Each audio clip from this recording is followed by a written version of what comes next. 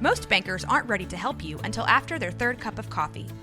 But with Central National Bank's after-hours service, you don't have to wait for the bank lobby to open to get help. You can contact us from 6 to 8:30 in the morning or from 5 to 10 in the evening, and we'll connect you to a real, live, local person who can answer questions and fix problems 7 days a week. Bank different. Bank Central. Central National Bank. Member FDIC. This is a Rogue Media Network podcast.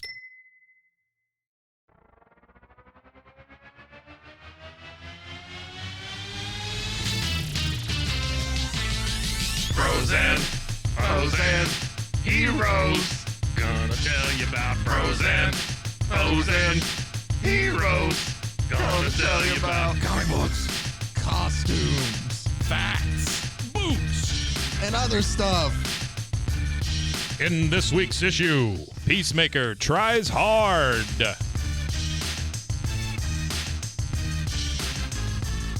Welcome into Bros, Foes, and Heroes. I am Zach, joined as always by the mercenary, he's a guy who also loves peace, Mike. I've never mercenaried in my I don't life. know. I realize that a mercenary has nothing to do with I don't know peace. that I've ever pieced I was either, just trying to but think that it's a character that we've honestly covered once before. Yeah. Way back when we were giving the kind of Charlton comics or just, briefly One of my touch favorites. over. But we are taking a look at Peacemaker again today, specifically the 2023 series, so very recent. Kyle Stark's Steve Pugh 6-issue run called Peacemaker Tries Hard, which I just finished. And Mike, as somebody who I know we both loved and enjoyed the show, this is the Peacemaker that you enjoyed from that. And it is So what I'm used to. He looks like John Cena. exactly. Definitely. And it's written very well. It was very funny. I enjoyed it from start to finish, and I thought it would make a great read for us. And again, very recent. Just came out last year. That is one wrapped up. long-ass gun he's got. It is. And he has a adorable little pug on the cover. Yeah. Again, the entire series, Peacemaker But even Tries like the Hard. veins on his arms look like John Cena's They do. arms. Yeah. And he just kind of has that look. Again, Kyle Stark's the writer. Artist Steve Pugh, who I have another book that Pugh did that's Harley Quinn's Breaking Glass, which is a completely different art style, but also really good too. Wow. Colors Jordy Belair, lettering by Becca Carey, and then the series and collection cover artist, because we're looking at the collected edition here today, is Chris Anka. So what we're going to dive straight into this, Mike, because there's a lot to cover. So Yeah, we're let's not go. going to dilly-dally around. We start off issue 1 with just two people sitting there in line checking out at a grocery store. And they're talking that they see like, hey, I saw that they're going to make a movie out of Tales of the Black Freighter. Now, Tales of the Black Freighter, Mike, is the comic book inside the comic that is like Watchmen. Oh, is So it? yeah, Tales of the Black Oh. Freighter is that comic. So it's like they're This is they're like- referencing. Yeah, it's like Inception of the Inception. Exactly. So they're like, oh, they're making a movie about this, and they're talking about, oh, that's awesome. Like I love How they're that gonna- comic. One of them was like, yeah, but they're gonna mess it up. Like they're gonna change it from the original, and it's gonna be different. That's true. It starts off. It's a meta. It's very self-aware, and I just love this book and Mhm. its whole. And so they're like, yeah, that's what you think. And they're like, oh, they're going to change this. They're going to, not follow along with this. And it's probably because legal reasons or something like that. And the writer and the other guy that's standing next to her is like, or the writers just think that they know better. Yeah. And then we're interrupted with and we'll go ahead and say that this is a plus 17 book. So it's going to have the ready when we release this because it's a very explicit comic before you get into it. But who the F am I? Like questioning. Who the f*** am I? I mean, Exactly, it is just all bolded, raining off big of ass there. letters. Yeah. And we see that I'm Peacemaker, and we Oh. finally are introduced to, in his full costume, talking to the cashier who has never heard of him. He's only buying protein. Where it's just also. 100% protein powder. powder. And we get like an introduction of Peacemaker, Christopher Smith, trained from birth to be an expert in hand-to-hand combat and weaponry by a shitty, no-good dad. So he loves peace so much. So again, it's But I following want you to the understand, those are character from two sentences. Loves peace. so much. So much. Yeah. And then I love this line where he's like, I haven't heard of a ton of jazz musicians. That doesn't mean they don't exist and they're good at their jobs. And the two people behind us who have just been flipping through the pages love that. just start throwing out jazz musicians like, oh, Miles Davis, Charlie Parker. like they're part of the conversation. Exactly, they are. And so we get back, like we flash back and forth between these two conversations, and the cashier is like, what are you making, like muscle cake? Because it's just an instant cake mix. Instant and cake protein mix powder. and protein. 100% protein powder. And Peacemaker's like, psh, what are you, silly? There's no such thing as like internet or as muscle cake. Like, is there? Like now he's then thinks like, oh, I'm going to go home and see if that's a thing. The people standing behind him in line are still throwing out jazz musicians. Ella Fitzgerald, Louis Armstrong. Like that's all they're doing now. And then the woman goes, so what's your deal anyway? Like you shoot laser beams or something like that? Turn into a fish man. Yeah. And he's like, no, my deal is I would do anything for peace. I'd even kill for it. So it's like, this is our reintroduction to the character. And it's just showing you that this is the John Cena character from the Suicide Squad movies and from the Peacemaker series or TV show. So it's letting you know, like, if you know him, you kind of get his ideology here, but we're reinstating it for you if you don't know him. And the guy then finally quits naming jazz musicians to just be like, would you eat a spoonful of poop for it? And that's when he's like, I don't know how that would contribute to peace at all, but like, yeah, if I had to, even a bucket full. I need a bucket of poop. Yeah. And then I love the cashier's line because she's like, well, with this pooping on the case, we're going to have peace any day. That's funny. Oh, man. That's really good. That's already just to set up like the type of character we're getting into here. Yeah, with that's Peacemaker. excellent. Love it. He's driving home in his, I don't remember what the car was. It looks like a Camaro. It is. It's an old school, just muscle car. He's chewing on Challenger, beef jerky. Camaro. When his phone goes off and it's Amanda Waller, or as he has it, old work, answer or they'll blow up the bomb in your head. And he's like, I love how he answers, go for Peacemaker. And of course, it's Amanda Waller, and she's telling him that there's She looks like her, too. She does. Yeah. That there's a terrorist organization setting up shops like across from, or trying to break into Star Labs, and they need her to deal with it. What is Star Labs? Star Labs is like, it's always in the Flash. It's the main, like, laboratory that is there that deals with a lot of studies and cases about like metahumans and stuff like that. He's got his big peace bird on his Camaro. Peace bird. Yeah. And he's like, I thought I retired from that. And she's like, well, I want to remind you that we kind of still pay your bills and stuff like that. And he's like, oh yeah, nope, never mind. I must have got turned around. Just tell me where to go and I'll be there. And while he's on the phone, he's like, hey, is the rest of the Suicide Squad there, by the way? To which we get a flash to that they're all in her office. King Shark's playing Switch, but everybody else is like, no, please don't tell him that we're here. And she's like, because he goes like, I'm planning to get together this weekend and I'd love for him to show up. And they're all like, no, like we're busy. Tell him we're not there. Is that so? It's Harley Quinn, King Shark, Harley Quinn, Killshot, Deadshot, and Boomerang. Boomerang. It is it's the guys from the Suicide Squad movie. Gotcha. And he's like, no, they're not here. Like, they're busy. And like she puts him on hold, and Boomerang tells him like the last time we went over there, it got weird. He showed us his collection of VHS porn that he found in the woods, and they're like, and that's the she goes. He said that he said he found in the woods, like air quotes, and Harley's like, that's disgusting even for me. King Shark can't be bothered. He's still playing. Well, he's and dumb. She also. lies and goes, hey, nope, they're busy fighting Clayface on another mission. So she lies for him. Yeah. Anyway, Peacemaker shows up, deals with all these mercenaries here. The joke here is like, so tomorrow we set off a dirty bomb outside the lab. And he's like, what's the difference between a regular bomb and a dirty bomb? A dirty bomb is when it sticks your fingers in its butthole and that's when it cuts off for Peacemaker to bust in. So it is very much in the vein of the TV show. Are those masks anything? No, not that I know. I think they're just supposed to be like I'm thinking of the red mask, I guess, in Marvel, though. Oh, you're talking about the Red Skull? No, the guy who wears the big mask. Baron Zemo? There you go. Okay. What was he called? It was a purple mask, though, Yeah, right? it's purple. Okay. Well, that contributed nothing. I've always been more of a DC guy. And I've fallen off when it comes to that MCU.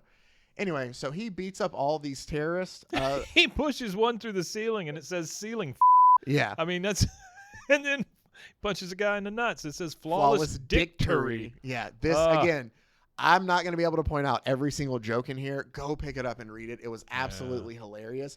Because there's a point where he's like, no, one of the guys is, oh, no, not you. Last time you busted up our terror cell, you killed half of us in cold blood and made the rest stand around doing dick puppet theater to old musicals. And he just stops while he's beating up people. He's like, I remember that. Right? And then he tells him he had the smallest dick. Yeah. And then one of them, while he's getting beat up, is like Dick Puppet Theater, like confused. And he's like, he makes you act out scenes like little ugly skin puppets. It's hilarious. And he's like, no, you suck. No one likes you. But this is also while he's beating the shit out of people. While he's beating them all up. I mean, there's a guy with a broken neck. There's a guy with fingers going all over the place. I mean, he's still beating people up, and he's so happy. But we get our main thing, and he's like, no, you suck. No one likes you.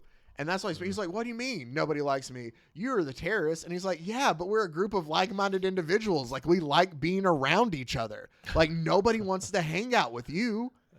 And like, that's this is going to be a point sticking through this series, because just like regular Peacemaker, and it kind of works with Deadpool and stuff, the jokes and stuff work when there's actual little seriousness in there with it. And so, he stops one of the guys. He calls Waller to tell him that, like, hey, this has kind of been taken care of. And that's when they find this stray dog. He's holding the guy up against the wall by his nose, nose hole. Yeah. And we come across this dog, and he's like, oh, I love this dog. And he's like, whose dog is this? And they're like, I don't know. It's a stray. And he's like, oh, I'm going to call him Bruce Wayne because he looks like he's wearing a tuxedo. He said, look what a little fancy man he is. Yeah. So he calls him Bruce Wayne, and he decides to keep him since he's a stray. Like, he checks with the cops. The cops don't want him. So Peacemaker finally has a friend. Well, he also asked the cops if they'd come to his party. Oh, that is true. And the cop says, no, we don't know I'm not you. coming to your party. None of us know you. We don't know you, dude. That's going to be another thing, too, is he's inviting people to this party this whole time. So it's him driving, kind of sad, and he's telling the pug. It's that sad John Cena face. It is, and it's him talking to Bruce Wayne, the pug. I will clarify, not Bruce Wayne, the person. Yeah. And he's like, maybe those guys are right. Like, nobody likes me. Like, I do feel pretty much alone. And he's like, I do so much good stuff, like fighting injustice and defending peace. Like, I've saved the world like 3 times, and like nobody even knows who I am. And he's like, I just want to be seen, like acknowledged, like somebody who's worth something. Like, he just wants people to come to his party. He does. That's and it. He's like, maybe that's too much to ask. And Bruce Wayne crawls over into. It's such a weird sentence you just said. Bruce Wayne the pug. Yeah.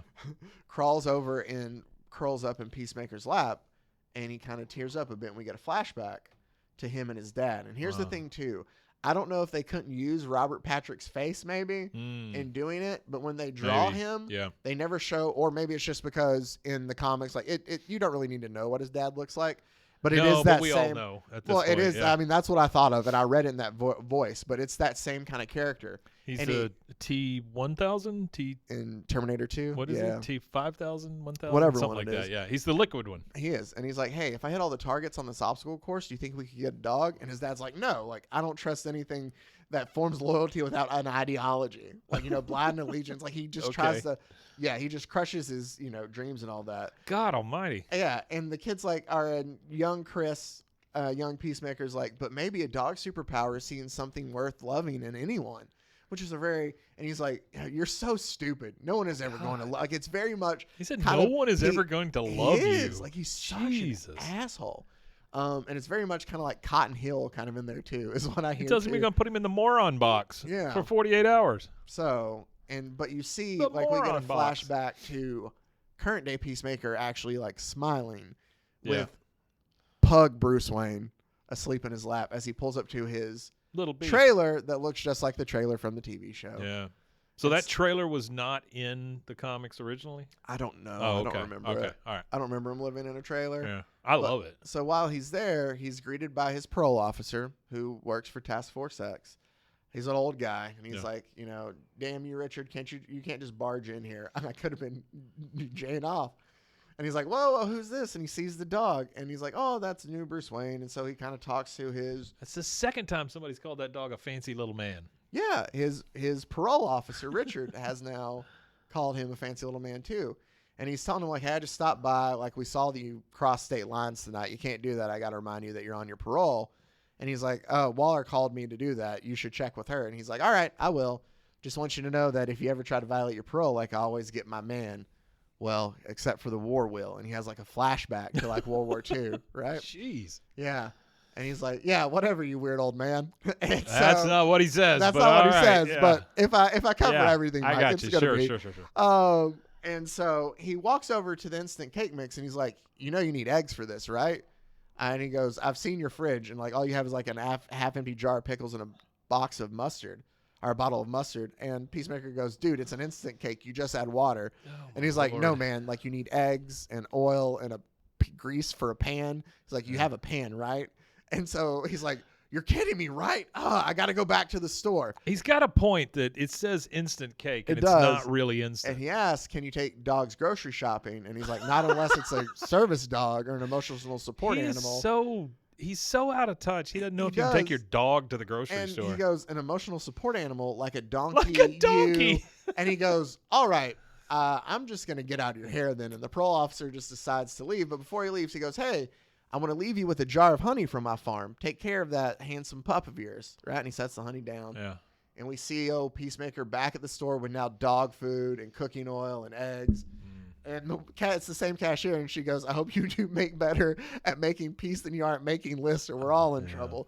So she's still just giving him. He did need dog food, though. He did. Now So that he has a dog. We cut back, and we go in, and there's a note Oh, on the door, and somebody has now kidnapped Bruce Wayne, the pug. the water treatment And station. he goes, if you want to see him, come to the water treatment station, sign the brain. And he's like, somebody's going to die. So like Peacemaker. Pinky?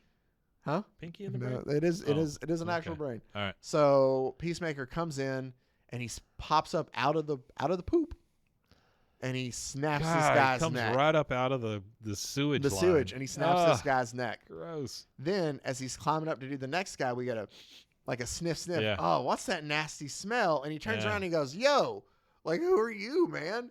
And he's like, "Oh, I'm Calls- taking out henchmen so I can get the drop on the guy." He calls him Dookie Man. Dookie Man. He's like getting the the taking out henchmen so I can get the drop on these guys who stole my dog. And he's like, dude, I'm just a city employee. I just work here.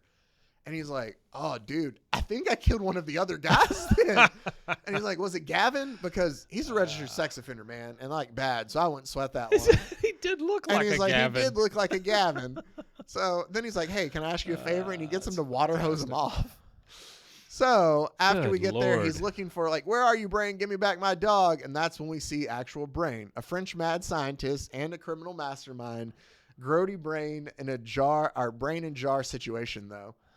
I love and the he use of looks the word up, grody. he does, and there's Brain there, and he's like, Brain essentially tells him that he is ready to be in a human body again, right? He's tired of being a brain stuck in a jar, and with the help of his,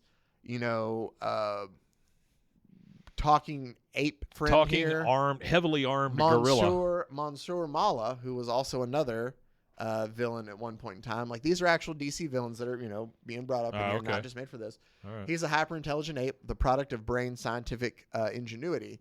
And he's like, the two of you...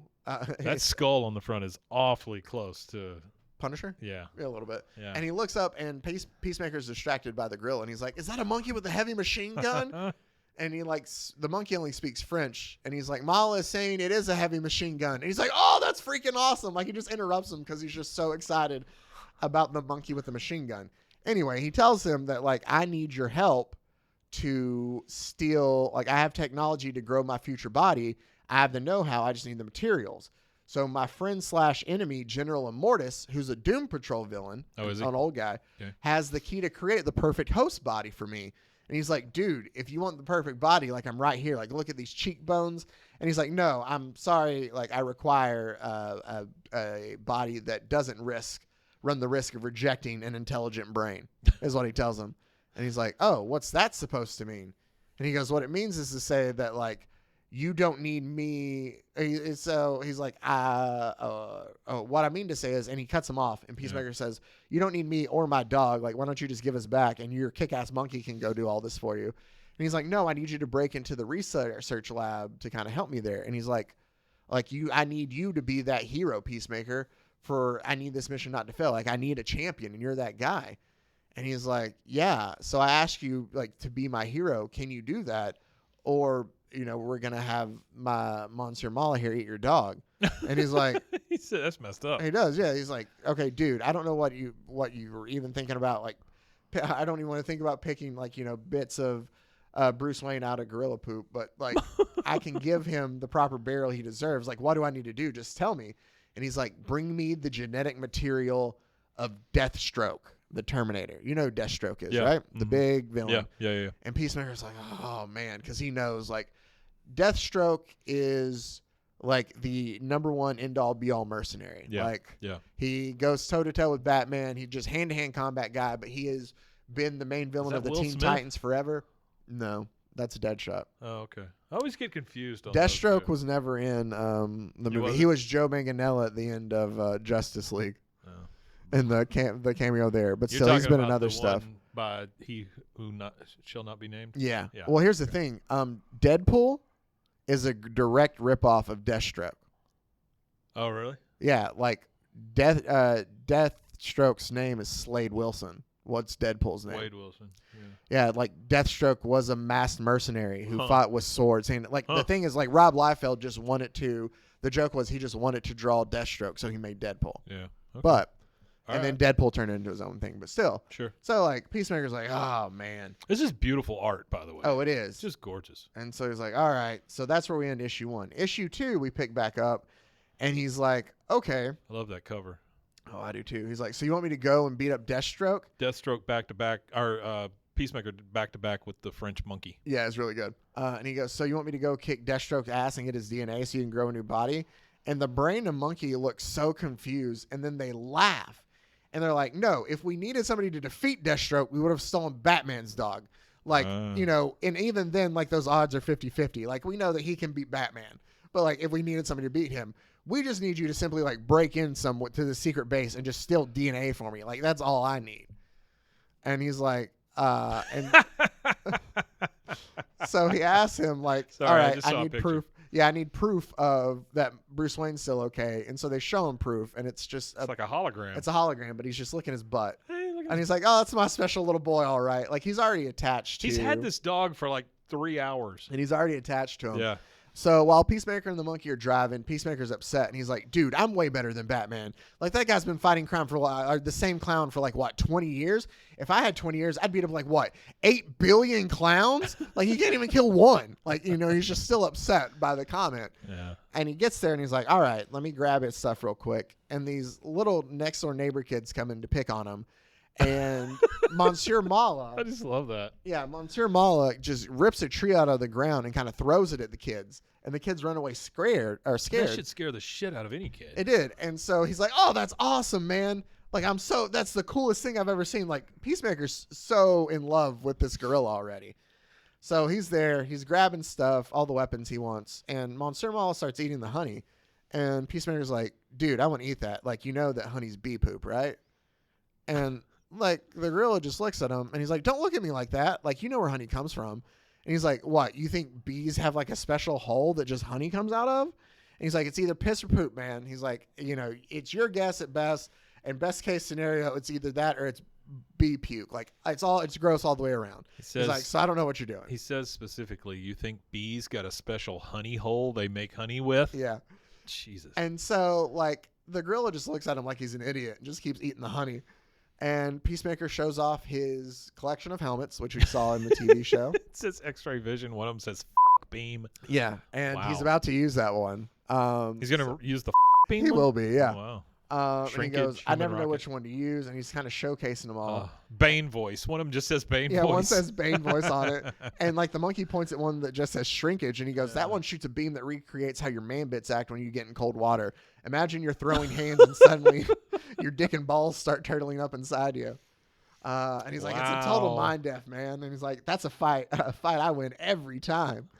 So they're going through these helmets. Who makes the helmets? His dad made them. Oh, that's right. His dad. So that's made what the he helmets. goes. He That's goes, right. my dad made these. Maybe the Yeah. only nice thing he ever did. I'm Oh, not crying, shit. by the All I had to way. do I was got a read the scratched thing. cornea, and I'm tearing up because of those terrorists earlier. Man, my eyes just leaking. And Monsieur Mala says something in French. And I love that we're not privy to what he's saying. says. Like, he's just Yeah. speaking French. Yeah. And Peacemaker wipes his eyes, and he's like, I don't understand what you're saying, dude. I can only speak I American. only speak American. But I think you're being kind, and that's a lot more than my dad ever did. And so he says, screw it, I'm taking this one. And he takes the beam. Yep. And so then they're driving to go out to the middle of nowhere for this place, and or for the mission they're headed. And the gorilla goes to change the radio, and Peacemaker goes like, whoa, what are you doing? Everybody knows driver controls Well, hang on one second. Go back down. First, it says "Smoke Silk Cuts with my dude Jesus." Yeah, that's the song they're listening to. Do you know what that No song clue. is? Okay. All right. and then ask him what his plan for all this. It could be made up. It could be. But, he goes, bro, do you like mucous membrane? So, see, it might be a made-up band. Oh, okay. And he, like, or it could be a band named Mucous Membrane. And so, like, the gorilla, like, speaks in French because he just turns the music up instead. And he goes, I thought when I was going to, like, saddle with some stupid villainous gorilla henchman to babysit me, like, I thought it'd be a pain. But you're really cool, man. Like, I'm glad we're hanging out. And he's like, man, I got this party coming up this weekend. Like, do you want to come to it? And he's like... And he just gives him a thumbs up. And he's like, hell yeah, crank it up. And so they turn out, and the two of them are just jamming out, right, to this music. Look at him go. And then we go back to... The dude with the beard. His parole officer? His parole Okay. officer, who's out tending to his bees. And he's sitting there, and he gets a buzz. And one lens, he goes, look, looking really good, my friend. Stay strong and healthy. 1 second. And he pulls it out, and he goes, where are you off to, Peacemaker? His parole officer knows he's headed out somewhere. Well, that somewhere's in the middle of nowhere, and there's just like a little guard shack out there, and he's like, I guess we're in the right place. The guard shack just has a sign that says, don't mind us, our mess, we're under construction. And it's so but small. It's the only place around. It's like the size of an outhouse, maybe. Yeah. So he's but like, with a steel door on it, even though it's made out of wood. Exactly. So Yeah. they're trying to figure out if they're going to have to blow in, and turns out it's just unlocked. So are able to stroll right in. Oh, it goes right And they down. have like henchmen. Enjoy your enjoy your henchcation while we renovate. And there's like a henchman of the month there on the thing with like that's fantastic. or like timestamps. And he's like, where is everyone? And the thing is this needs to be a thing, other than a comic. This just needs to be a thing. The thing is you hear pick up the pace, demolition team, because there's the demolition team, supervillain construction team, evil laborers, but good union folks. Their dues are always up to date. That is right. And Demolition Team was created in the 80s, Mike. It is another DC property. Really? Back then, there were supervillains with like high-tech gear that were like construction themed and stuff in a way. Yeah, yeah. But in this, they are being used. They are helping to construct evil layers, which I think is absolutely fantastic. I love that they just all have like a DT on their chest. Yeah, for the demolition team. And they all have like construction themed like power stuff that they use. Pants look a lot like Peacemaker's pants, though. They kind of do. And they're like, all right, that's a nice hole right there, guys, man. That's a great trap door. That sign that says rotating blade hazard. Yeah, and it's he's two like, rotating blades and half a guy on it. Like he's got. All right, steamroller. Hey, we need to go ahead and test this death trap. Go ahead and get our death trap diagnostic device. And he's like, all right, here, I got one right now. 1 bag of kittens. Oh, my Lord. And so they toss the tag or they go over there. And Peacemaker's like, oh, my goodness, evil construction workers? Is nothing sacred? And about that time, he's confused. He's like, do we do one at a time or like the whole bag? He's just holding up a cat like he's going to throw him down into the blades. Over this like blazing death trap. But don't worry. Peacemaker's not going to allow any animals to be harmed. Shoots him right because through the right brain. through the head. And the bag of cats are dropped, and they just run away to safety, while Peacemaker just starts unloading his gun. He said that's why we always wear our hard hats. There's a lot of one-off jokes like that too. Yeah. Because then like Demolition Team yells back, "This is a closed site, authorized personnel only." The freaking monkey's walking around with like a Gatling gun. The heavy machine gun, man. Oh. And so a battle ensues between the two of them. Yeah. Like even with construction theme sound effects. And it's great. Peacemaker throws a grenade. Scoop Shovel just uses his little scoop to like knock it right back at him. He's like, are you kidding me? And the grenade blows off and just kind of like away. But then Peacemaker sends out his vision. Yeah. And it just says on the theme that's there that goes through.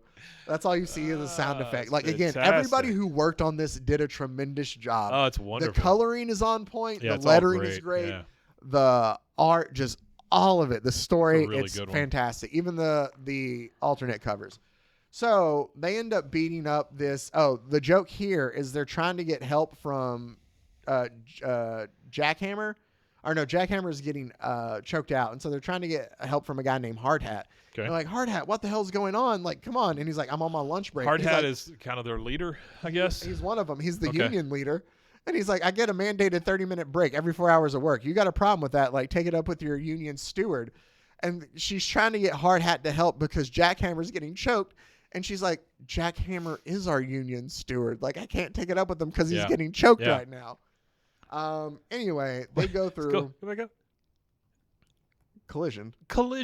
Yeah. Yeah. Whenever he throws people at each other, it says collisioned. So the two of them are able to beat up Demolition Team. They're like, yeah, we did awesome. And he's like, hey, lunch break, dude. Like, why don't you just tell us where the general keeps his valuables? And he just points. Like, he just points there towards the vault where everything's held out. And while by the way, the cats kittens are all loose. are now, loose, just running around. It's Yeah. one of them's digging in his lunchbox. Yeah. And so look, and he's got a collection of like Wonder Woman's underwear and like Gingold, which is what makes Plastic Man. What's the one with the guy with the what is that over there? The guy with the crazy hair. You know that guy, Mike. Flame. Snowflame. Is that the guy who had AIDS? No, Oh. you're thinking right though. That's the guy who. How did he get his powers? I don't know. It's the same issue. I don't remember. He got from sniffing cocaine. Oh, that's right. That's right. He is the cocaine guy. Yeah. That's yeah, one yeah, of our yeah. throwbacks, Okay. Mike. Gotcha. That was our throwback to our second episode I ever got with it. I Snowflame. got it. Yeah. So Yeah, this is all really cool stuff it is because like all of it is an actual Gingold is thing. in there, which is Yeah. what the Plastic Man or Elongated Man would drink. Like it's all little like tidbits. I think there's like Yeah. Steel's mask, again, very Wonder cool. Woman's underwear. Wonder Woman's underwear. And like he knocks over a bowl and he's like, you knocked over my bowl of hard candies. Now there's going to be little carpet hairs mixed in with him and it'll be utterly ruined.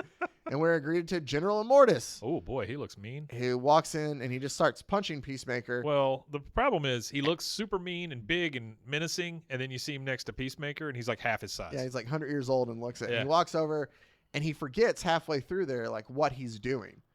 Yeah. And he's like, wait, what was I doing? Oh, Yeah. I've done this long enough. Like I need to go get my death machine. Wait, what did I come over here for? And Peacemaker's like, all Get right, my let's just death find. machine. He's like, let's just find where he came here for and let's get out of here. Oh my god. He found his death machine, but then he needs his glasses That thing is effing huge. to operate it. So Peacemaker just walks over and like flicks him in the nose, and he's like, "Yeah, whatever." He just knocks And him knocks out. him out that way. And he's like, "Ha, I found it." And he's like, "Wait, it's a hair." And he's like, "Is this a pube or like a mustache hair, man?" And he's like, "I don't care. Never mind. This is on you." And he tosses it to the gorilla, and they get out of there. And Peacemaker now has a cat that he's carrying too. And he's like, "Life is funny, man. Like it's messed up. You guys stole my dog to blackmail me into this." But I'm honestly glad it happened because, like, we had a really great time in there today, dude. And then about that time, and he's like, I think I really made a friend. And he hears, Oh. and the gorilla just machine guns him directly into the back. And Brain goes like, were you successful, Monsieur Mala? And we find out that the gorilla can speak English. And he's like, we've acquired the material, my dear Brain. And that's when he's like, you speak English? He's like, oh, but of course, like I'm a genius. I speak a lot of languages. I just didn't want to speak to a cretin like you. And he's like, did you really believe we were friends, man? He's like, he's so stupid. It made me physically ill to be near him with his awful music and his insane blathering. Wow. And he's just like sitting there like, he's like, there wasn't anyone there. So like, we really didn't even need him. Like they were honestly just going to use him as collateral to like help get in to break things. And he's like, you're going to have to hear what this imbecile thinks honey comes from, man. And he's like, you'll die from laughter. And so like the team member is like, oh, and we're going to go ahead and keep his dog. Like I find him just utterly delightful. So whatever, just leave him there to die. Like we're good. And that's Jeez. where issue 2 ends. Issue 3, as we get into, we see where he being Peacemaker. Well, first of all, we get a flashback of where he comes home beat. Again, no face. Yeah, his dad's face is always blacked out. We get it where he comes home beaten up and he tells his dad like, hey, somebody stole my bike. Like, you got to help me like get it back. And he's like, there's like 4 grown men of them. And he's like, what would 4 grown men want with your bicycle? He was like, I don't know, man. They just seemed chaotic, but like, will you help me get it back? And his dad's like, are you kidding me? Like he laughs at him. And he's like, I took, like bullet shells from the firing range to scraps for 2 summers to afford that. Like, won't you? And he's like, it's not happening, kid. I can't be associated with this. Like, you humiliate me. Jesus. Like, he's like, if What a you want guy. to do it, go handle it yourself. He's like, I'm not going to help you. He's like, you know who wants to help somebody like you? No one. Well, he Because calls no him a one turd. cares He about, says, who wants to help a turd? because nobody cares about a useless thing like you. Yeah. He goes, now get out of my face or I'll black your other eye. Jeez. And that's where we cut back to current day, and Peacemaker stumbles into a bar, like all beaten up and all just bloody, and he like walks his back is just meat. and he walks into the women's bathroom, and the group of guys sitting there goes, did that fella just walk into the ladies' room? That's all they're concerned with. They are, and like he's looking in there in the mirror, like all beaten up. Well, he's And- obviously got padding underneath that suit, He does. right? We find out it's mainly bulletproof, but It's still a lot of blood. Yeah, he's still got a lot of blood, and he's still trying to fix himself And even up. bulletproof stuff beats the shit out of you. Yeah, if you and get hit with it. he comes out of there and he orders 3 orange juices, and he's used the tampons and the maxi pads in the women's bathroom to like patch himself up. And the bartender goes like, "You okay, mister?" And he goes, "Well, if I'm going to be honest with you, like I'm becoming really aware that I'm incredibly unlikable and no one wants to spend any time with me. Poor And my friend Peacemaker. is a dog that I just met, and like he probably doesn't know me that well enough to make decisions on like if he actually likes me or not. And it's mood anyway because like some dudes kidnapped him and they tricked me into helping them, but then I helped them and I thought they were my friends, but they really weren't. And like I was so desperate to make friends that I didn't even realize it, and they turned on me. The people who stole my dog, and he shot me in the back, and he betrayed me and tried to kill me. And now I'm sitting here just like, my current existence is fraught with utter loneliness and all-encompassing incompetence. I'm unloved, worthless failure, and it's no one needs in their lives." And she goes, "I just meant like maybe you need a doctor or something because you got a tampon stuck in one of your wounds there." And he kind of looks down at it, and it's like, Well, he's got all those pads and all those it's just sticking tampons. through, and he goes, "Yeah, I'm in tremendous pain." So the 3 men come up and they tell him like, "We don't allow supervillains at this bar." What the hell are they going to do about it if he was? And he's like, "Well, I'm not a supervillain. I'm a superhero." And they're like, "Well, bursting into the ladies' room isn't very heroic." And he's like, "Well, yeah, that's fair." And he's like, I assume that being in the middle of nowhere in a racing bar in the middle of nowhere, it was unlikely there'd be anyone in there, and I could use the feminine dispenser."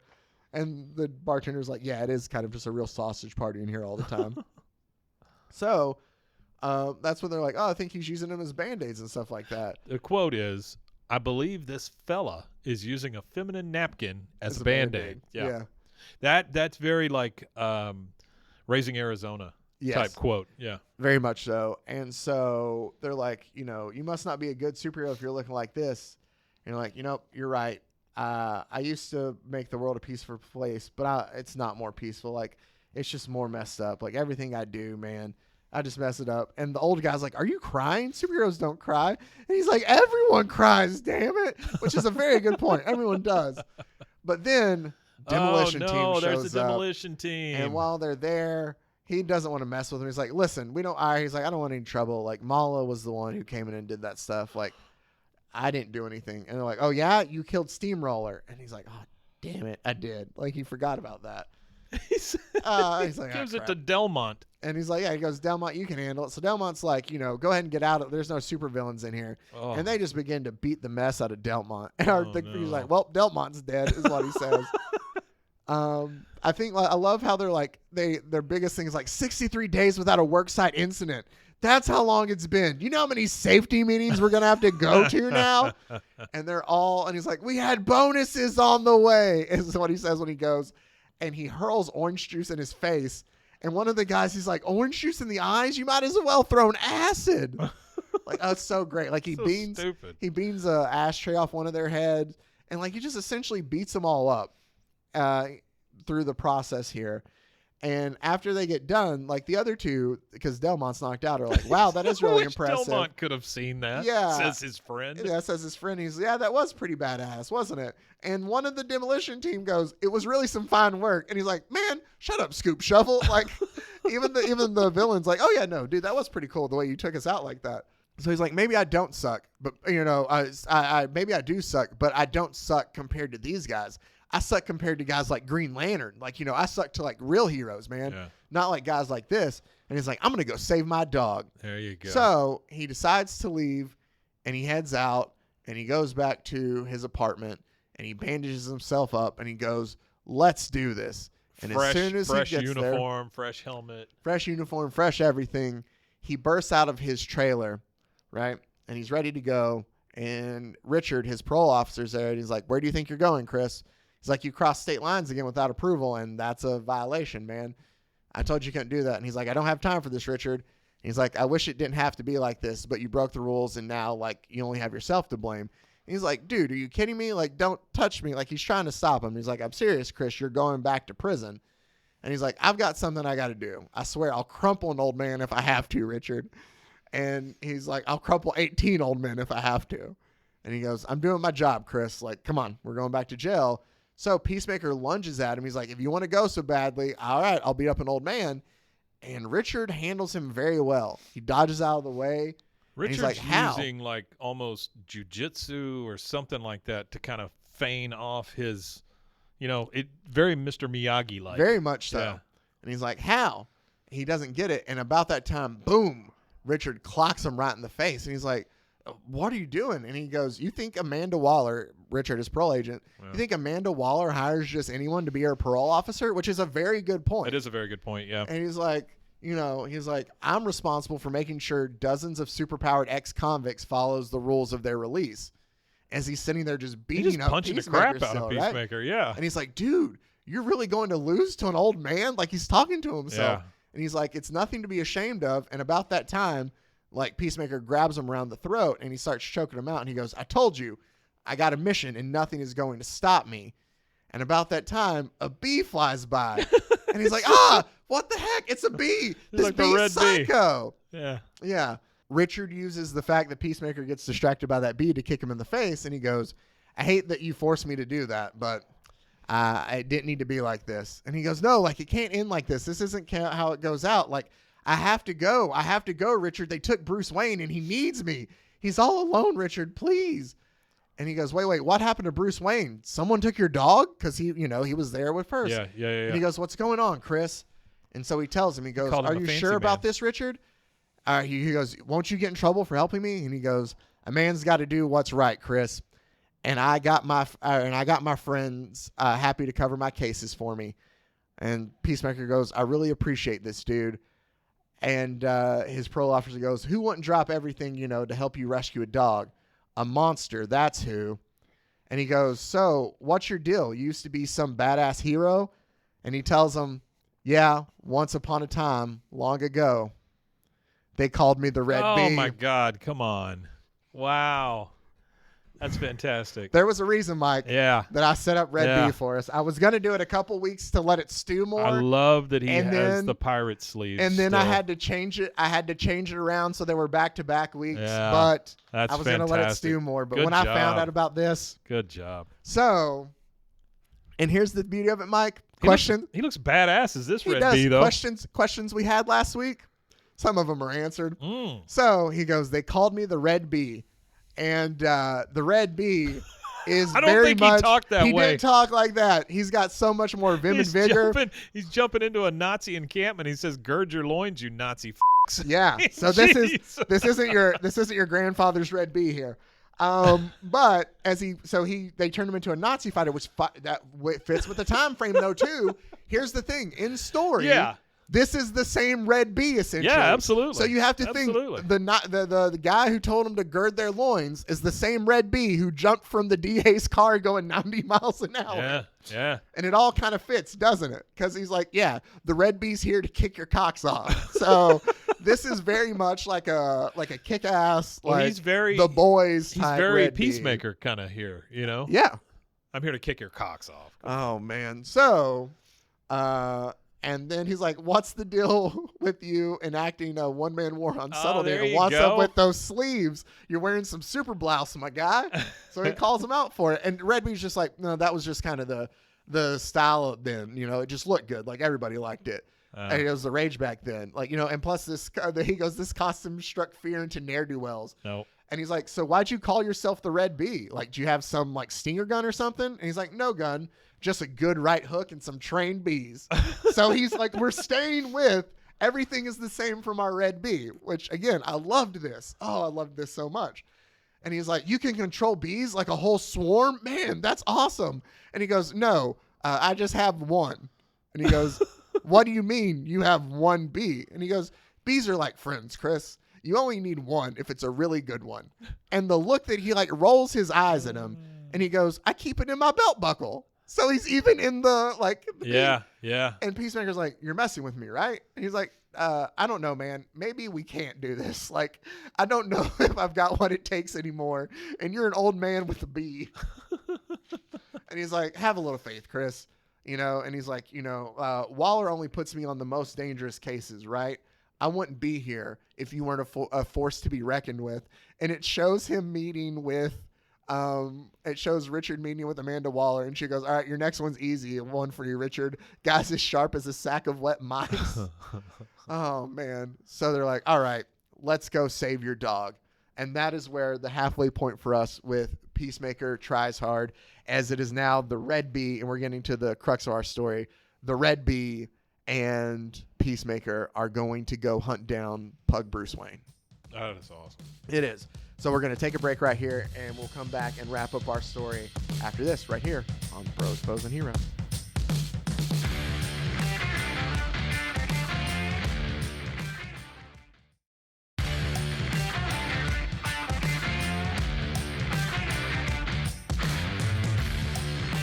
And welcome back to Bros, Foes, and Heroes. As we continue with Peacemaker Tries Hard, we have issues 4 through 6 coming up here to close out the story for us. It's all collected here in these 6 issues. But so far, I'd been so excited, Mike, and I'd been hanging on to the fact that the Red Bee was going to be in here. Yeah. That is so cool. I really like what they do with the Red Bee here. But we'll see all that. And, that was really great. Yeah. It was. So we'll kick off number 4 here, where we see General Immortus again, and they're at a McShoney's. Now, a McShoney's, I'm assuming, is kind of like a Shoney or a just a regular, it was a Shoney's or Shoney's. A dine or what's another diner that we have? It's kind of like a Denny's. Yeah, or whatever, but I mean, it's just like an old diner there. Yeah, and that they're eating at. Oh, this old. General Immortus is back again. And he's just such an a-hole because he's like talking to his waitress, and he's like, sweetheart, this is the 3rd time my coffee emptied without a refill. That means I'll take another $1 off the table. Like it's weird old people thing. And so he walks up while he's eating there. Peacemaker and Red Bee come to join him. And General Immortus is like, how did you find me here? And he's like, yeah, I know you old people in your McShoney's. Like, it was 20 minutes away. You guys can't resist it. All I had to do was just camp out and wait. And I love how both, like, Peacemaker and Red Bee just show up in costume. Yeah. So they're trying to tell him, like, hey, like, I need to get the information of where to find Brain and Monsieur Mala then, because, like, they have my dog that I want to get him back. And he's like, well, why would I help you? And he goes, well, because if you don't, like, I'll sit here and what are the 2 jokes? He goes, you do know with just a push of a button, I can have 100 armored mechs descend on this place and render you in pieces, like to destroy them. And Peacemaker's like, and risk, damaging your precious little diner here. What are you going to do? Start making your own pecan pie? And he goes, all right, you called my bluff. Fine. Leave me and my pecan pie. And that's where he's like, no, like, you're going to tell us where the Brain is at. And he's like, and if I don't? And he sits there, and I love this. He's like, why would I tell you anything? And Red Bee looks at him, and he goes, just like we practice in the car, okay? And he sits there, and he grabs the, like, napkin dispenser. He goes, because if you don't, and then he panics. And he goes, I'm going to shove this napkin dispenser all the way up your old wrinkly ass. And you can see Red Bee's eyes like that's not what they practiced in the car, which is hilarious. And General Immortus is just like, I was alive, at the dawn of man, boy. I've touched every spot on this wretched planet and drew blood on most. I've lived countless years with endless time. There's nothing I've not seen or done. Do you honestly think that in all my long life, I've never had a napkin dispenser in my rectum? Do you really consider that a threat to me? And then there's just a panel where he's sitting there and he just like taps the dispenser. He's pointing at it. And Immortus looks at him again and he goes, well, you'd be right. It was incredibly uncomfortable, and I despised it. You boys are really refuting all my bluffs today, which I think is hilarious. Funny. So I just love the fact that they don't take these superheroes too seriously. No, and it's hilarious in that way. And so he's like, all right, I'll go ahead and give you where Brain's headquarters are. So Peacemaker decides to call Amanda Waller, and Peacemaker comes up on Amanda Waller's phone as the idiot. That's it. That's all it says on there. When it buzzes, and he picks it up, and he's like, Waller, I need your help. I need a tactical strike team and an SS-1 transport.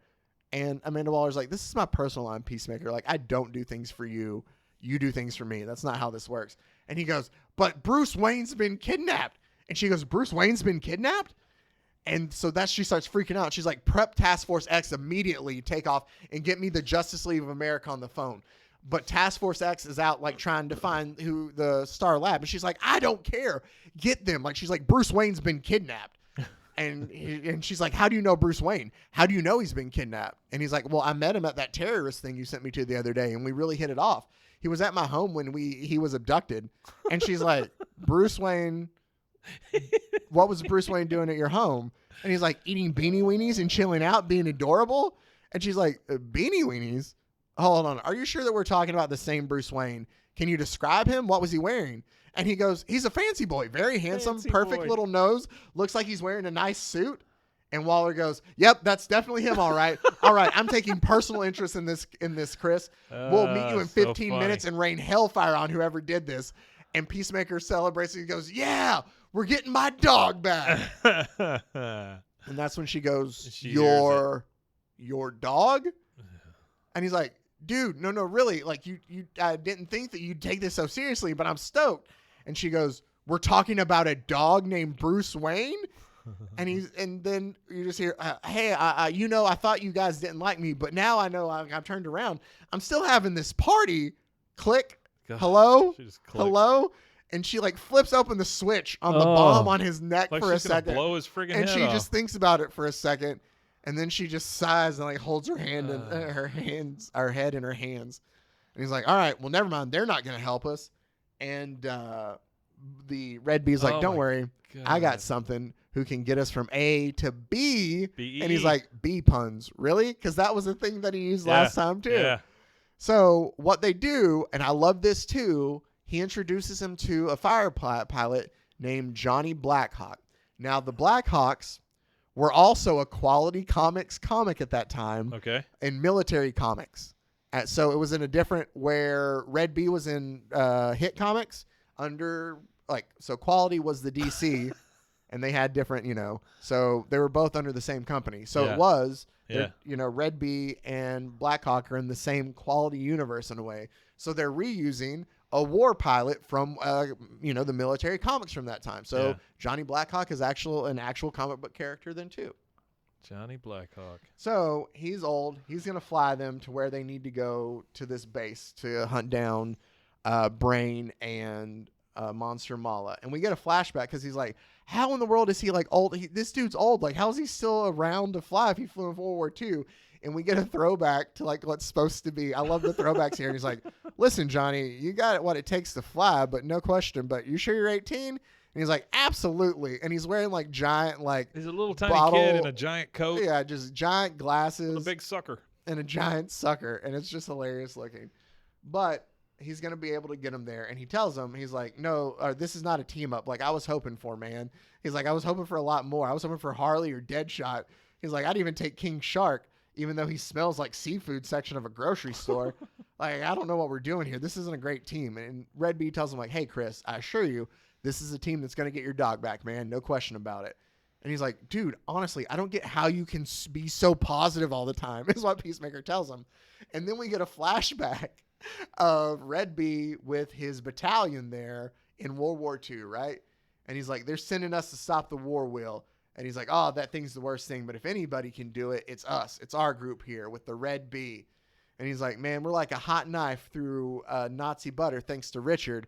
And even the guys are like, hey, that's Red Bee to you, Private. Like, it's a little corny, Yeah, sure. But sure. it just shows you that, like, he's with his battalion and the guys he fights with really like him. And, he's just living there. And the Red Bee notices that there's civilians out. And so he's like, hey, folks, like, you guys need to go outside. Or go inside. It's not safe out here.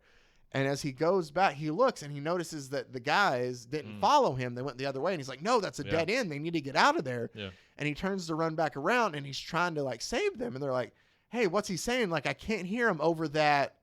And about the time the war wheel comes up out of the ground and it destroys and maims and kills his battalion as he's sitting there. And it's revealed to us that that's just the dream that Richard's having as they're flying over to wherever they're headed. Jeez. So, and he just wakes up. He yawns, just wakes up stretching there in the plane. You see him back there? Well, that's not the first time he's had that dream, I'm sure. For sure. He's kind of used to it. And he's like, all right, well, we made it safe and sound. So, like, I don't know what you're kind of talking about. I can't believe that you're incessant doubting of me. And he goes, well, when life throws obstacles at you, it's a little surprising when the 93-year-old that looks like a sleeping bag full of potatoes is a gift. And he goes, we're right here. And so they're able to land, and he goes, welcome to the Amazon. This is where General Mortis said we'd be able to find the brain. And so they're out there, and they're trying to find things. And he's like, you got to be careful out here, man. Like, this place is, crawling with just dangerous, crazy, predators all the time, all poisonous, like everything. He's letting his bee fly around. Yeah, and enjoy it. Yeah, he goes, I meant to tell you, because while he's going, he goes, this is where the thing is, he goes, oh my Lord, Michael is loving it out here. So much new and exciting flora for him to experience. That's right, Mike. Michael the bee is in there too. And How is he still alive? This is brought up. Yeah, okay. It's a very, and the way they do it. And he's like, you see these guys? Like, man, there's so much poison in these guys that could kill 20 grown men. And he's like, dude, look at your back. Like, you're covered in them. Watch out. And he's like, oh, you think I'm going to walk into the rainforest without my anti-venom helmet on? I'm not stupid. So he's just sitting there cutting through the forest, like hacking away with like frogs on him the whole time.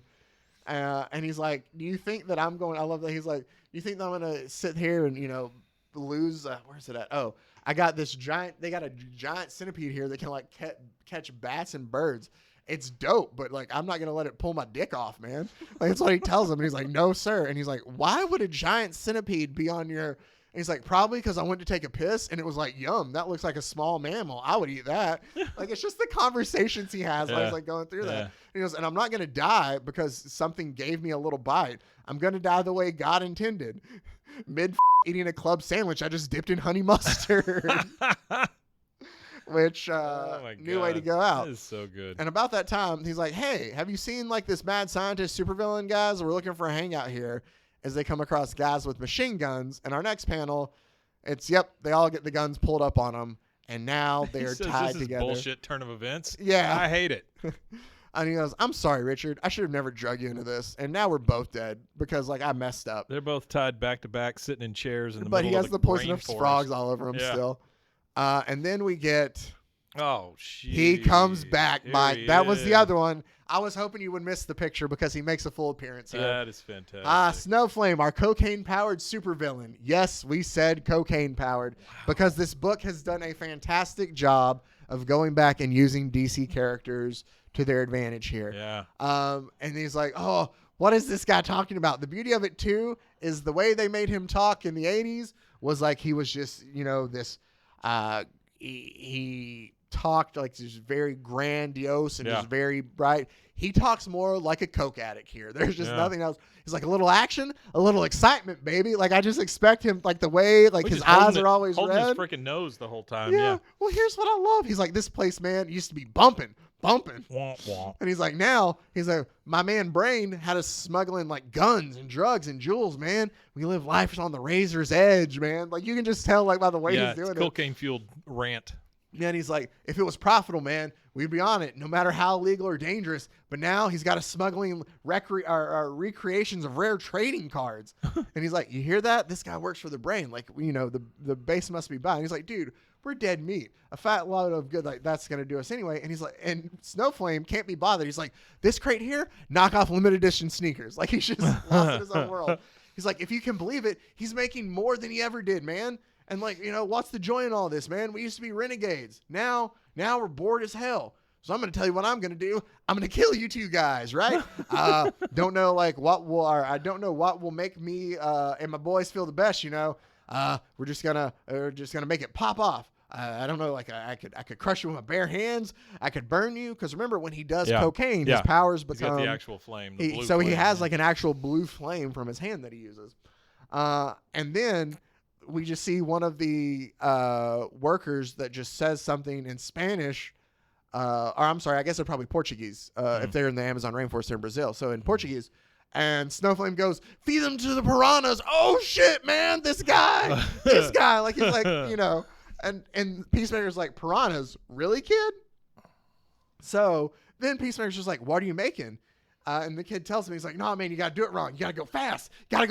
And he's like spinning the thing for him as like batteries just spinning everywhere. And so Red Bee leans over and he's like, all right, get ready to make your move. Michael is working on the handcuffs. And he's like, dude, you just say crazy shit to me over and over. What is a bee going to be doing with handcuffs? Do you know what the kid was making? Ovos. It's scrambled eggs. Okay. That makes sense then. So he's whipping up the eggs. Yeah. And so he sits there and he's like, well, you keep saying stuff, but like it doesn't make any sense. What do you mean he's working on the handcuffs? And he's like, he's very strong. And it shows Michael going into the locks, but we get a flashback of the red bee lifting weights with Michael. And he's like, 98, 99. Wonderful, Michael. So that is why Michael is so strong, right? Because he lets him lift weights while the other bees cheer him on. Yeah, baby. So dumb.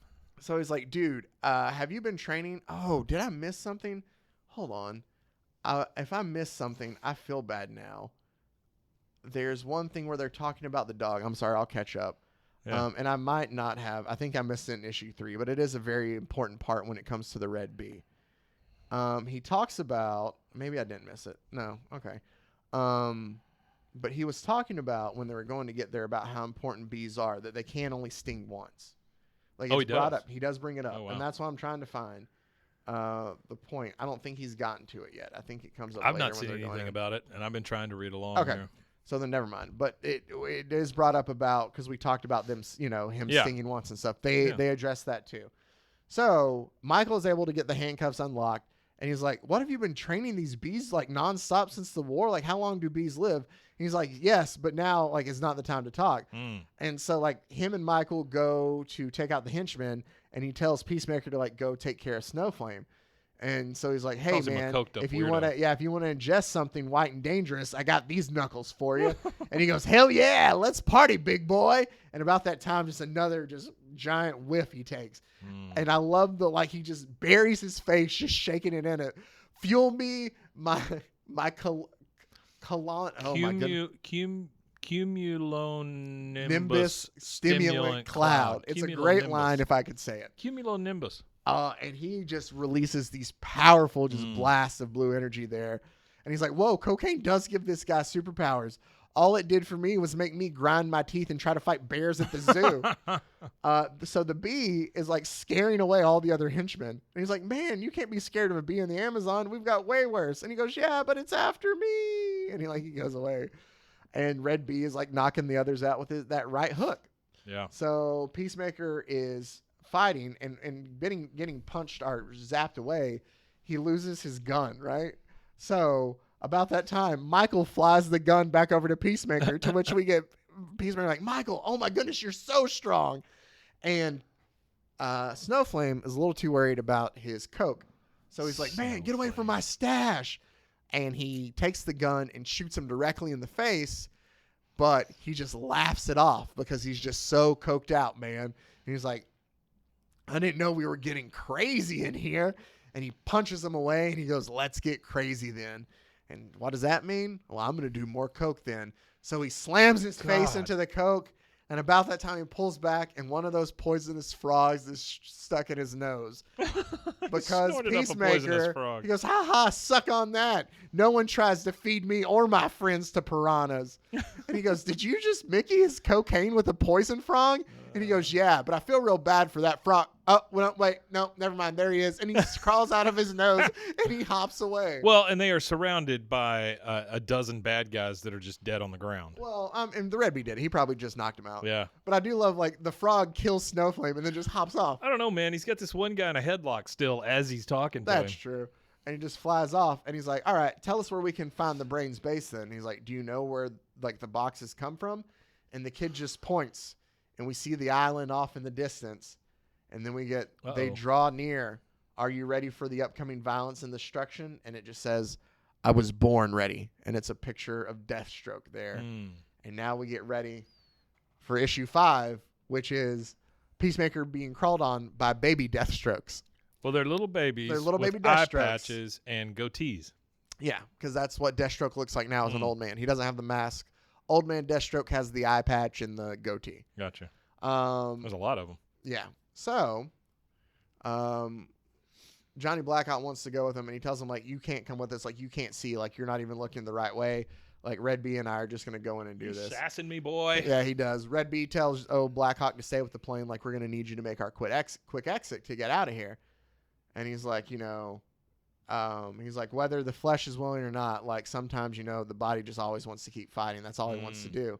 And he goes, is that why you came all this way out here to help me rescue my dog? Is because that's above all beyond for a guy who's just supposed to be my parole officer. He goes, there's been something about this mission from the beginning, like, like I was supposed to be doing it. But also, he tells him, like, if you're a real hero, like, like a real hero, and you see pain or injustice or suffering, like, you do what you can no matter what. Like, you always do what needs to be done. Yeah. And he goes, dude, speaking of heroes, you know what you should have called yourself? The Red Wasp. Wasp will sting you until your tongues fall out, man. Here it is. He goes, but bees, but bees can only sting once and die. And he goes, well, me and bees have a similar outlook on things. He basically tells them, like, bees value family and the sanctity of life. And, like, they know that with violence and death aren't always the answer for everything. Mm-hmm. And Peacemaker's just like, lame. I didn't know this, if it's true or not, but he tells me, he's like, bees know what happened when they sting. So he's like, so they know that they're sacrificing. I don't think bees really know. I don't know. Well, in this case, in our world here, sure, because it adds to it, he's like, bees know what happens when they sting. Like, they know that's significant. So are we saying that Michael has never stung Michael's anyone? never stung. He's strong and he distracts. Okay. All right. He buzzes to scare people. Okay. And he, like, carries stuff, but he's never stung. I'll go with it. That's fine. Okay. Sure. I mean, that wasn't Michael that stung that one guy. Mm-hmm. And he goes, to trade in your whole world, like, he's like, that sacrifice, like, to trade in everything. Yeah. For that moment, like, it has to be something really worth it. Right. The ultimate sacrifice. So then he tells him, and if bees really wanted it to kill something, they would just surround their prey and vibrate collectively on their bodies until it created enough heat and to melt all their organs in their victim. And Peacemaker goes, okay, now that's badass, right? So here's the thing. We get back to the conversation of, he's like, I still think it's gross though. It's all bees puke honey. And he's like, Chris, who misled you? Like, that's not how any of this works. He's like, why do you think about milk and eggs? Like, cow piss and chicken poop? And he's like, I mean, like, they come somewhere. And he's like, did your dad not give you the birds and the bees talk? And he's like, I never got what that was supposed to be about. Anyway, like, what? Things that fly? And he's like, no. He's like, this whole time they're taking the cover off of like a drainage. Here's the thing, and I like to think, Mike, that this is a reference to Black Condor. It's not, but I like to think it is. Okay. He goes, big whoop, I could fly too if I had wings and hollow bones. There you go. But I'm sure it's just talking about birds. I like to think, because that was a quality comic too. Yeah. I just like to squeeze it in wherever I can. I can tell you though, Black Condor did fight Demolition Team. So in the 80s. So as they crawl through, he's like, we'll finish this later. Like, right now, let's focus on, getting out of here so we can get back to your weekend plans. Like, you got things coming up. And he's like, going to try to have that party. Yeah, he's like, your weekend plans? And he's like, you really don't have anything lined up this weekend? He goes, how about this then? He's like, we get back, like, we'll share a beer. The bees and the Red Bee love a good beer. So he's like, he's almost got a friend. Exactly. Like, Richard is actually befriending sweet. him.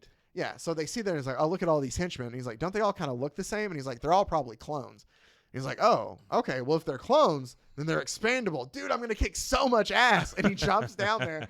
And he's like, time to get murdered by Peacemaker, idiots. And as he lands, all their clones are like, whoa, wait, no, why are we fighting? Like, the boss is that way. You want to fight him?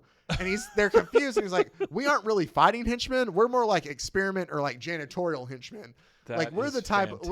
He goes, we're real life of the mind types. Jesus. And he goes, but you're evil. I beat up evil guys. And he goes, well, no, like, we're actually not evil despite clones of somebody who's incredibly evil.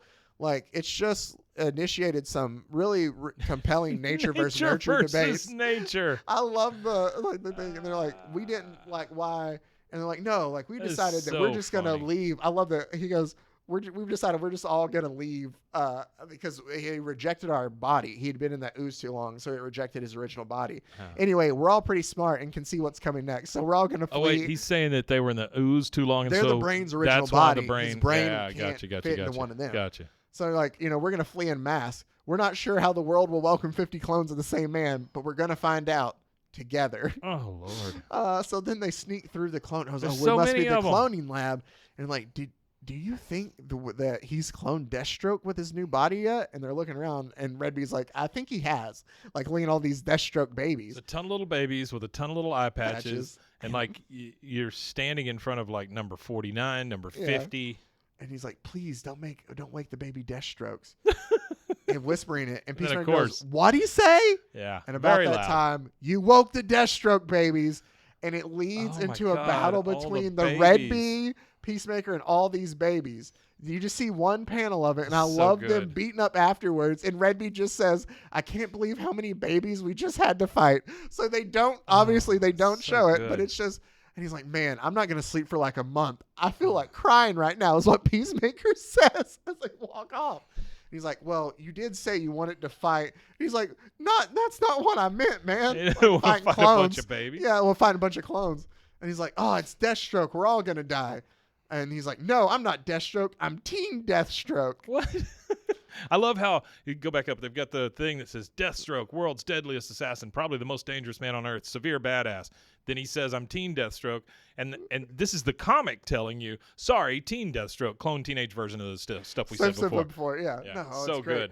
And he still breaks him out and he goes, and Brain said I have to kill all the intruders, but he's not even my real dad. And he's like, but he also told me like I was going to be the best assassin in the world when I grow up. But that's like so much pressure. That's a messed up thing to say. Like, how am I like supposed to be able to deal with that and stuff?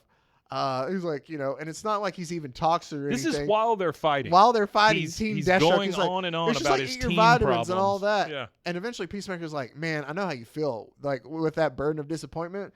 And he's like, my dad wanted me to be a machine of war and train me to kill from birth, and nothing I did was ever good enough. But you know what I realized? Like, they start bonding over their shitty dads. And so he's like, when you go to an airport, you have to take off your shoes, and they scan you and stuff, and you give blood, and it gets screened. Like, you have to pass a car test.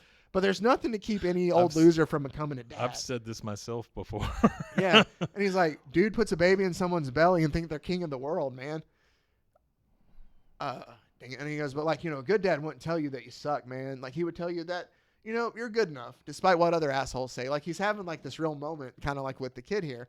And you can see like the Red Bee in the background, like kind of being like, oh, like, appreciating what he's saying. And he's like, a good dad would let you fight your battles or wouldn't let you fight them alone. He'd let you, help you here. And he's like, they'd ask you what you'd want to do and they'd support it.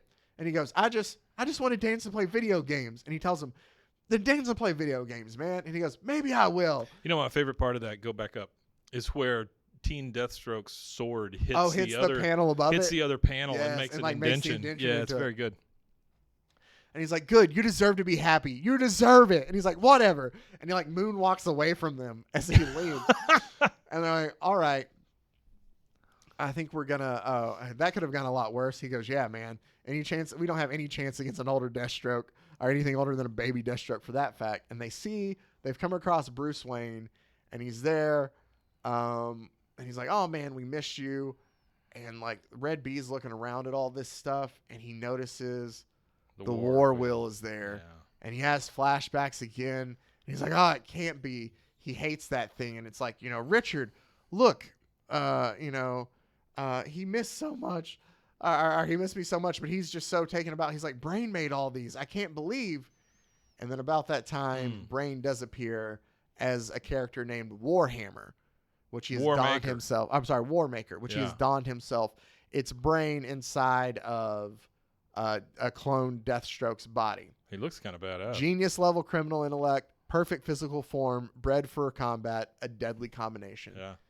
And then I do love that Richard realizing now that like he killed his group is like, you killed them. You killed my boys. Michael is holding him back by the beard, which I think is hilarious. And also Peacemaker is saying, I hope you both choke to death on a fart. Yeah, so. to the gorilla. Yeah. He's saying it to the gorilla. But I love how Michael the Bee is holding Red Bee back by his beard. Holding back like his he beard. can tell he is pissed.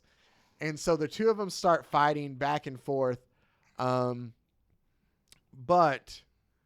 Peacemaker uses his laser beam to knock the sword out of his hand, and the gorilla comes and punches Peacemaker, and it knocks him out. While he's knocked out, he has a flashback, and he tells him like, "Aren't you going to say anything to me, Dad? Don't you know what today is?" And he goes, "Yeah, it's another day I have to tolerate your useless face." Jeez. And about that time, like he starts waking back through, and You can tell that the we can see. Yeah, you see like Red Bee getting beaten up by Warhammer. Our Warmaker. Warmaker tells him like, all right, it's done. I'm gonna reunite with your boys soon enough. And the bee comes through because he's like, Michael, no, don't. Yeah. And he's like, be gone, you infernal bee. And Michael, the rain's starting to come down hard. Michael here, it's a rainy day in the neighborhood. Oh, and then Michael decides he sees his freaking eye. He sees his eye is the only thing available, and Michael decides to give the ultimate sacrifice. Wow. And he stings Warmaker in the eye. So Red Bee is obviously crushed. But he says, my good eye. Yeah, it's his only eye. Yeah. But he's like, no. Oh, Michael, no. And Michael dies then in the Red Bee's hand. Yeah. And about that time, Red Bee, in a livid state, takes the sword and just straight up, he makes sure to slice him at the brain cable. So you just see the brain flap through the body. Yeah. Right? And he's like, great, now I'm going to have to transplant it to another body just when I was getting broken used to this one. Oh, I didn't tell you, there's a joke in there.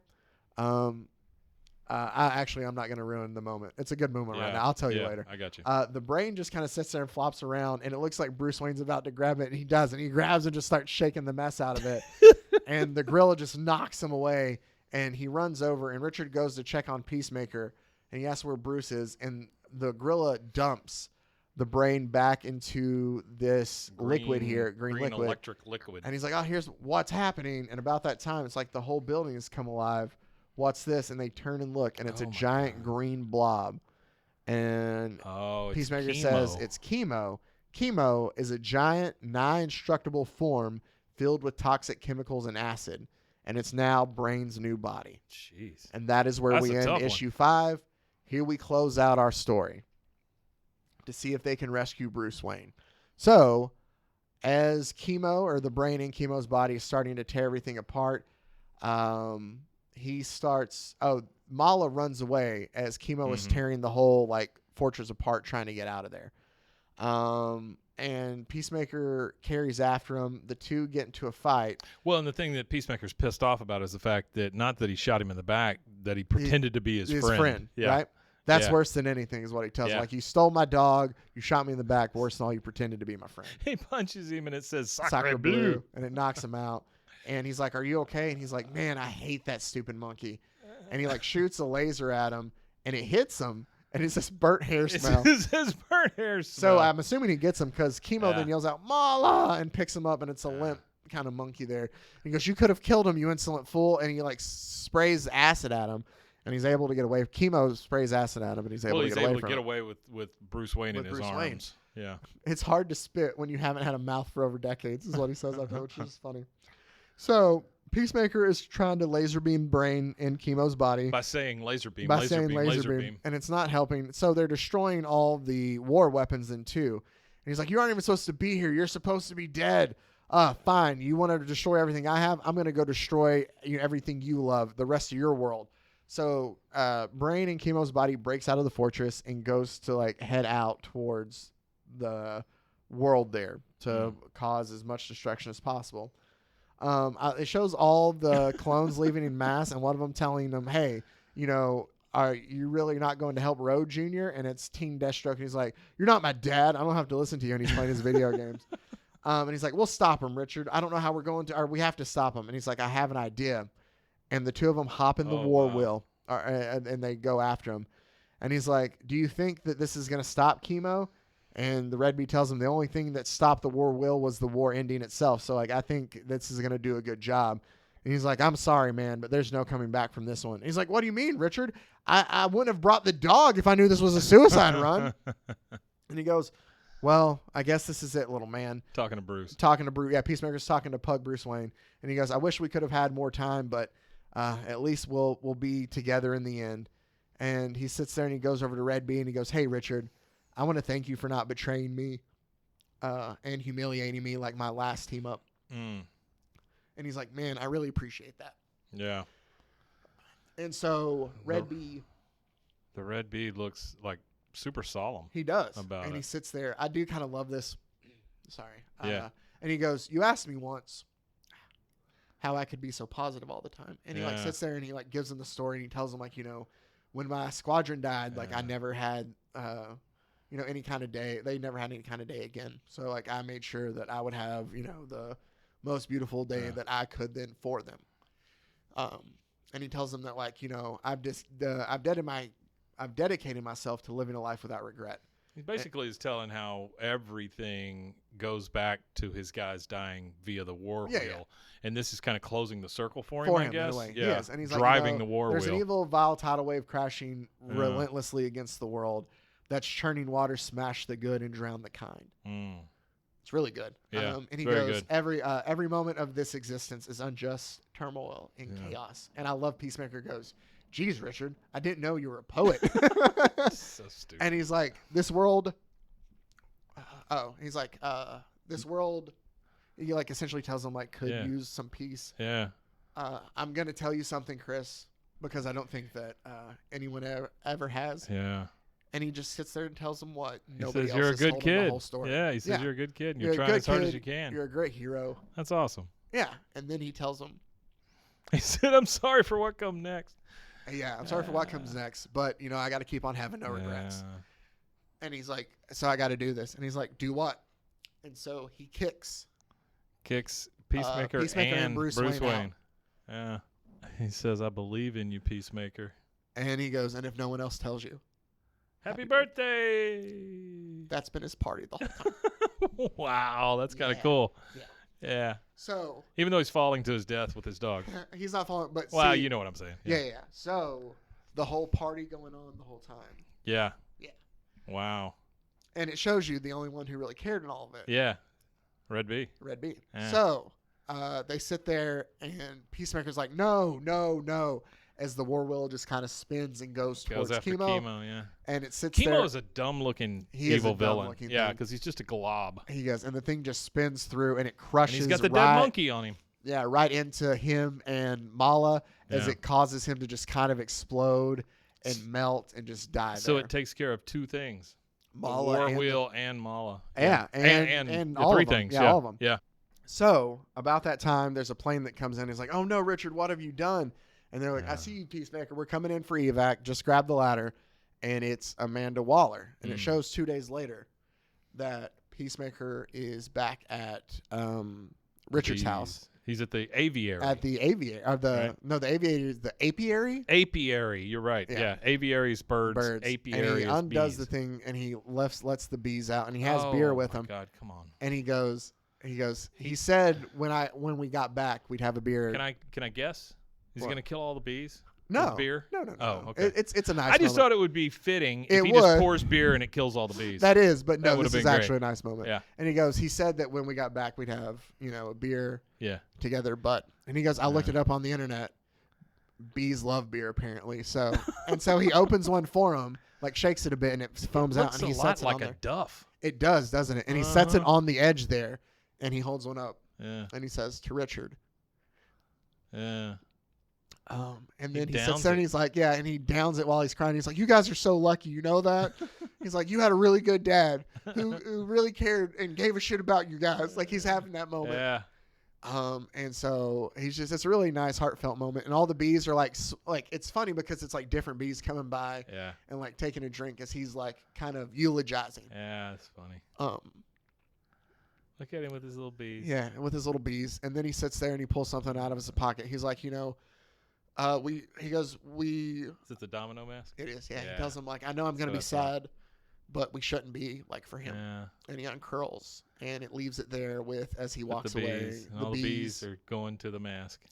It has the old little pull tab over it, too. On the can, it has the old pull tab instead of the old timey one. Yeah. So and the bees kind of lay out the mask there. Yeah. Then we get to him flipping burgers. Very close up picture of some burgers. And flipping burgers, and it goes, "Bruce Wayne, stop eating dog shit," is what he says, and he's like yelling at Bruce Wayne. And about that time, Delmont shows up in a body cast, and I love that Delmont has a speech bubble, but it is wrapped up in bandages, just like Delmont. Well, not only that, he has a flap where he gets to pee. Wait, that's taped up. Yeah. And it says, Delmont says you shouldn't smash them down like that. They're losing their juices. And he smashes it down even more. And he goes, "You got to make sure they're cooked all the way through, dude." And he goes, "You should really listen to Delmont. He's like a 3-time Burger County grilling champion." And he's like, all right, God well. dang, I love the fact that his speech bubbles like that. Yeah. It's so good. It is. And he's like, we really appreciate you guys coming. It's a speech bubble, but it's just covered in bandages. It is. And so you then, can't even read it.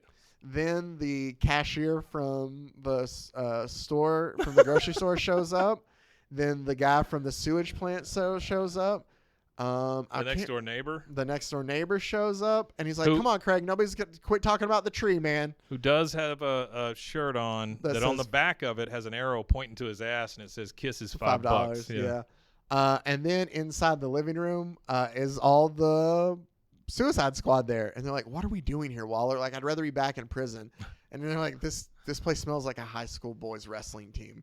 And everything's curiously sticky. And she goes, I don't want to be here more than you guys did, but he did save the world, and it is his birthday. That was my gamer tag, curiously sticky. Nice. He's like, so we'll just show our faces and get out of here. And like he brings in the burgers, and he's like, hey, I haven't got a vegetarian option for you, Harley. And she goes, it's just celery on a bun. Celery on a bun. And so. Hey, you tried. Yeah. Waller thanks him for it, and he's like, all right. Yeah, no, you're welcome, I think. And it shows. She's like, I apologize for the rudeness and everything, and we didn't bring a birthday gift. And he's like, your presence is enough. And it shows that there's a cake with the open protein powder. So I'm assuming that he figured out how to make muscle cake. I'm assuming. And he's pulling some out of the warmer, and Blackhawk comes out with smooches all over his face. Oh my god! And he goes, I guess I got to take her flying now. And about that time, it's the girl from waitress the bar. from the bar. And he goes, I thought that you said you didn't want to babysit old men in Georgia. And she goes, don't shame me for my issues, Peacemaker. And he's like, nope, I never would. And she just kind of walks away. And he takes burgers in, or he got pizza rolls out of the oven. He goes, dance stroke is what he calls them. Dance stroke. I got your pizza rolls, my dude. And then we see the speech bubble from the TV. I'm the honey dipper, man. He's watching porn. He's watching his VHS porn. It is. And like one of them says, 2 ladies, 3 fellers. And it's like, but Dance Stroke goes, these videos are amazing. You really just found them out in the woods? And she goes like, it's like buried treasure. And he's like, all right, yeah, if you want cake, like, we got some out here if you're interested. But Dance Stroke's too busy with that. And about that time, Demolition's like, all right, this is the time that we show up and show him that he messed with the wrong guy. Like, he's These here. bastards just don't go There's away. his car. He's like, he may have gotten the best of us last time, but he's not going to get this lucky this time. Like, we're going to take care of him this time, right? And she's like, where's the line? She goes, but he's got lucky. There's 3 of us and only 1 of him. We walk in and they don't even realize that the whole friggin' Suicide Squad boys in there, today. Right? When we get there, let's just unleash a stream of violence right up his butthole, boys. And Scoop Shovel raises his hand and goes, just to be clear, are we literally targeting his butthole? And they're like, damn it, Scoop. I'm just saying, like, let's beat him up real good. I love dumb bad guys. It does. And like she just like hits her head against like the post of the porch there. He's like, I'm glad you clarified because I didn't know either before we were going in. And about that time, they kick in and they go, let's do this. And it's opened with the full page. Welcome to the party, assholes. Yeah. And it's Peacemaker. It's all of them. With all of them behind them. And that is where Peacemaker Tries Hard ends. Dance stroke. Dance stroke. So there you go. That's very good. So yeah, I thought you would enjoy it. That was I thought it was series. a really good story of the Red Bee. I just love the fact that it continues the TV show. And it is a continuation of the TV show. And it Which is we've got a second season hilarious. Coming very soon. We do. And there's jokes in there that I just glossed shit, over. Man. It was really good. Like, especially when it was all the props and all the stuff and all the callbacks. Yeah. It's great. There's also a part in there where when they first bust in and Brain has the new body and he's like telling like what he's been up to. And he goes, for the first while. Because there was a joke making off like, the first thing he's going to do is just jerk off once he gets a new body now he can. And it's brought back up. He goes, man, for the first 48 hours, me and Mala just gave each other tandy handies. And I'm like, what the hell? Oh, man. Oh, that was great, there you go. man. Peacemaker Tries Hard. Yeah. Explicit but very fun comic to look Very at. good. And a very fun look at the Red Bee as well. God, I thought hope we we did get it the right pug after the Red Bee. in the TV show. Bruce Wayne? That would be great. It would be funny. I love that's the joke is they just mistake. He talks about Bruce Wayne the pug and they think he really means Bruce Wayne. But as always, thank you guys for taking the time out to listen. Next week, we were potentially going to do, I don't know what we're going to do. I was going to do the new Supergirl at some point in time. Yeah.